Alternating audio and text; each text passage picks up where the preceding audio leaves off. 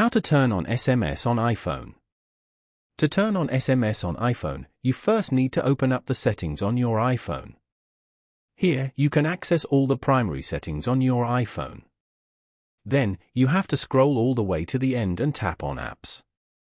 Here, you will be able to manage all the default applications on your iPhone. Now, go to the Messages application and tap on it. Then, scroll down a little and make sure the iMessage option is turned on. Then, scroll a little further to the Send as Text Message option and turn it on.